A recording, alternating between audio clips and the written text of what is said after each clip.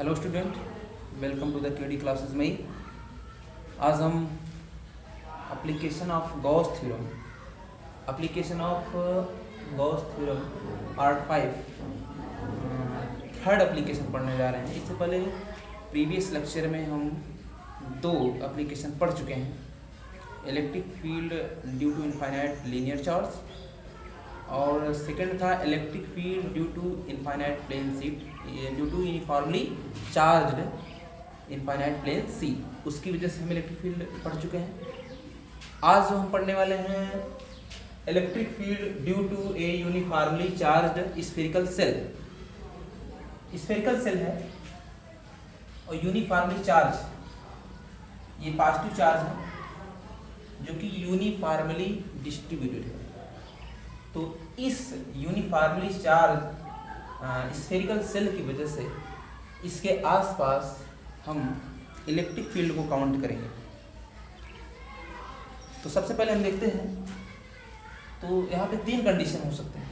तीन कंडीशन, एक तो इस स्फेरिकल सेल के आउटवर्ड यानी बाहर किसी पॉइंट पे, या इस स्फेरिकल सेल के सरफेस पर ही हम इलेक्ट्रिक फील्ड को काउंट कर सकते हैं, या उसके अंदर। तो ये थ्री सिचुएशन है, तीन कंडीशन, उसी के गाड़ी हम चलेंगे। तो सबसे पहले हम इलेक्ट्रिक फील्ड किसी पॉइंट पे हम निकालते हैं जो कि बाहर की तरफ पे हमारे एक पॉइंट मिल लेते हैं, उस पॉइंट को मान लेते हैं P। इस पॉइंट P पे हमें इलेक्ट्रिक फील्ड फाइंड आउट करना है due to this uniformly charge spherical shell. Total positive charge इसको हमने Q आना है, यहाँ पे हम बना देंगे Q।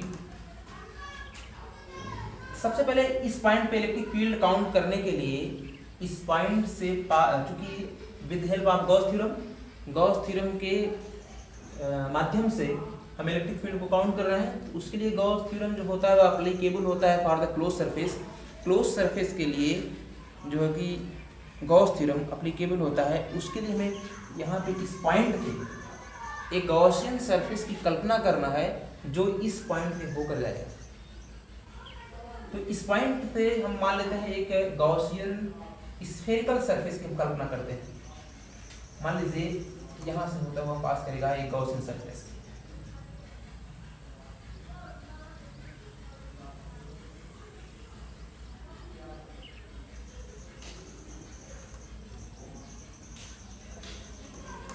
इस पॉइंट में इलेक्ट्रिक फील्ड काउंट करना है। सेंटर से इसका जो डिस्टेंस है उसको हम मान लेते हैं स्मॉल r। तो पहला कंडीशन,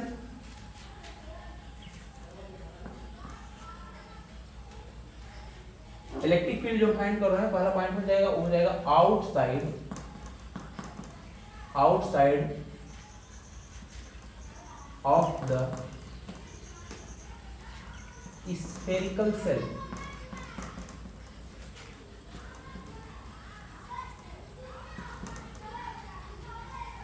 यहाँ हमने इसको इमेजिन कर लिया है एक गॉसियन सरफेस। इस पे जो टोटल चार्ज है Q है इस स्फेरिकल सेल पे।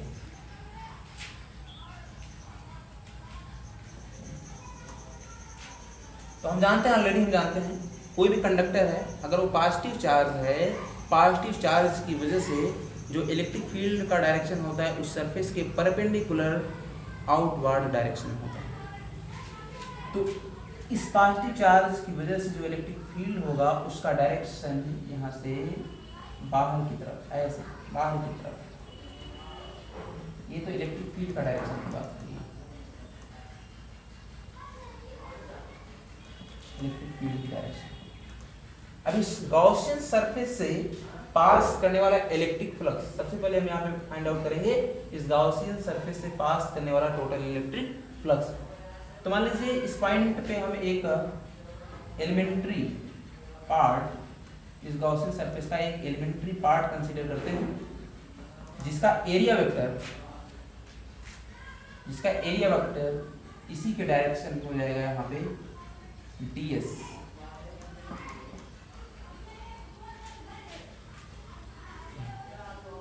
सबसे पहले outside of the spherical cell यहाँ पॉइंट में हमें इलेक्ट्रिक फील्ड काउंट करने के लिए हम flux, electric flux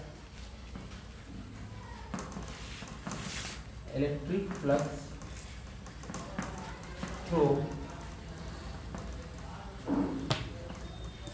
the Gaussian surface,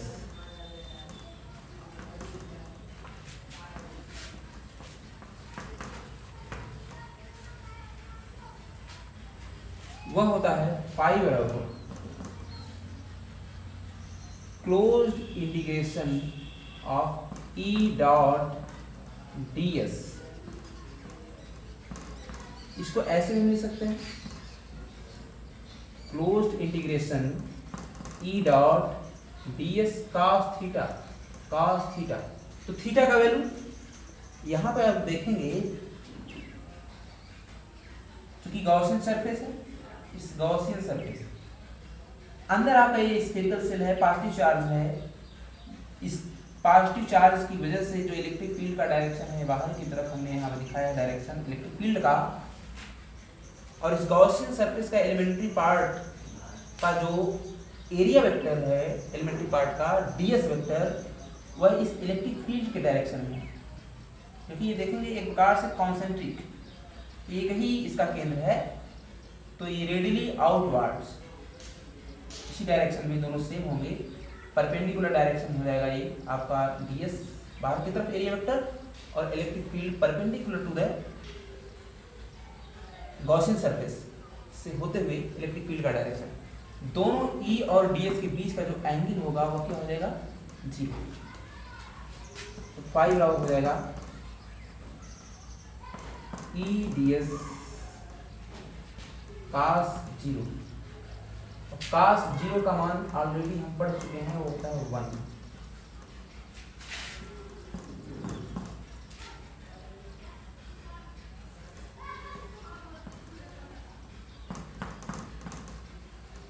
इसको और आगे हम बढ़ाएं थोड़ा सा, तो पाई बराबर हो जाएगा E close integral of ds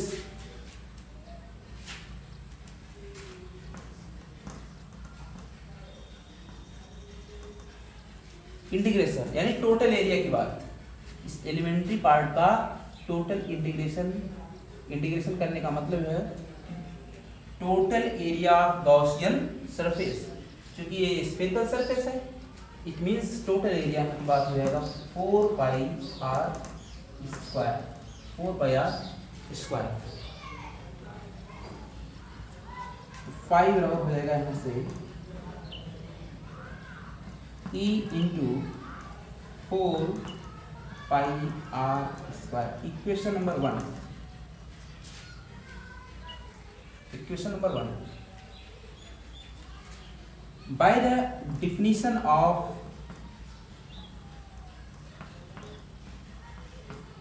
Gauss theorem, Gauss theorem की वजह से हम पढ़ चुके हैं,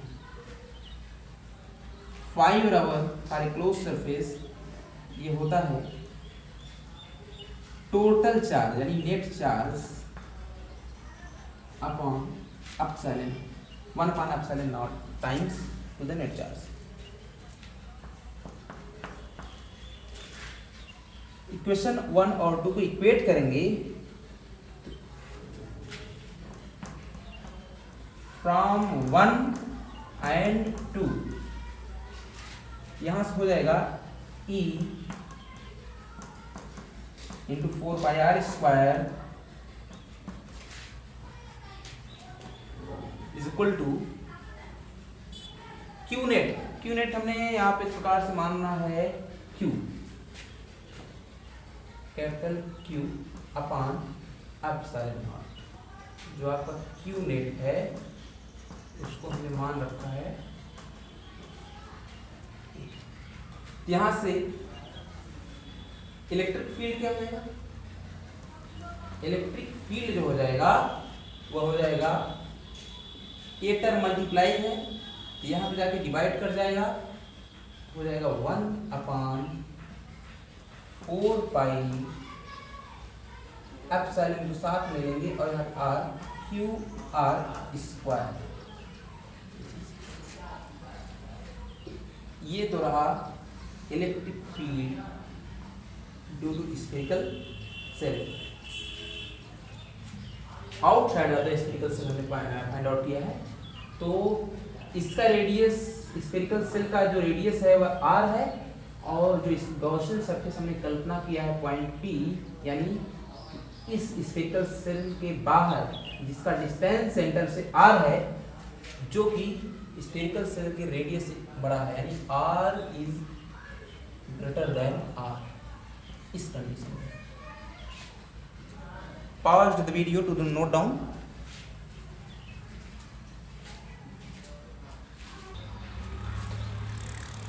तो at the surface second condition जो है तो हम बात कर सकते हैं दूसरा, एट द सरफेस।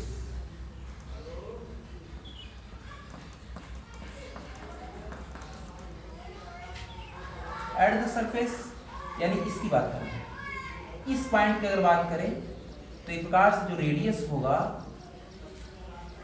वह लगभग इस कैपिटल R इक्वल, यानी जो अब गॉसियन सरफेस ये आपका पॉइंट P से होकर पास कर रहा है, वह गॉसियन सरफेस अब इस स्फेरिकल सेल के इतना नजदीक हो जाएगा जहां पे जो रेडियस होगा उस गॉसियन सरफेस का वो लगभग R के इक्वल, यानी इसी पॉइंट पे या ऑन दी स्फेरिकल सेल। तो यहाँ पे हम देखेंगे इक्वेशन यही है आपका E बराबर यहाँ से 1/4 पाई एप्सिलॉन नॉट Q अपान, जहाँ पे आपका स्मॉल r है वहाँ पे क्या हो जाएगा, इस पॉइंट पर अगर हम इस सरफेस की बात करें, इस पे इलेक्ट्रिक फील्ड अगर फाइंड आउट करना है तो कैपिटल R हो जाएगा Q अपान R स्क्वायर।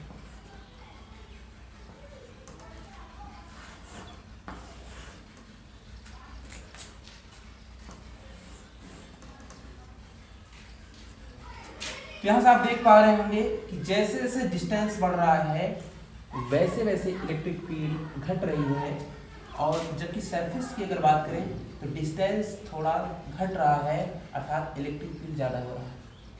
यानी हम कह सकते हैं यहाँ पे electric field is inversely proportional to the R square, ये चीज़ ठीक है। यहाँ तक आप नोट कर ले। तीसरा कंडीशन बताने से पहले आप इस वीडियो को पूरा नोट कर लें, उसके बाद आगे चलते हैं।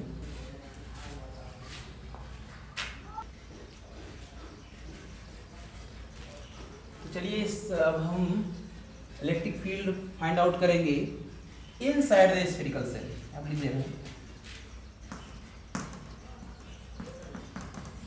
Inside the spherical cell.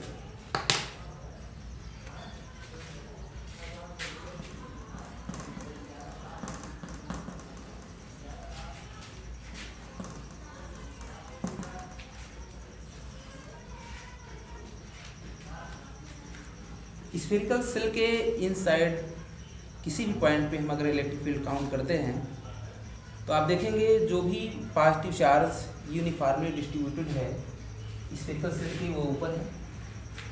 Inside charge will be zero, यानी अंदर जो होगा वह चार्ज क्या होगा, जीरो होगा। तो मान लीजिए हम कोई एक पॉइंट ले रहे हैं, पॉइंट P, और उसका सेंटर से उसका डिस्टेंस जो है वह स्मॉल r है। इस पॉइंट P पे हमें फाइंड करना है इनसाइड जो चार्ज है वो क्या है, वो जीरो है।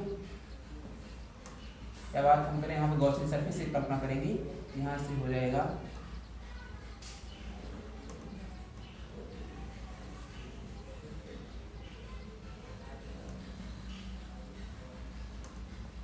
एक गॉसियन सरफेस है इनसाइड। इस गॉसियन सरफेस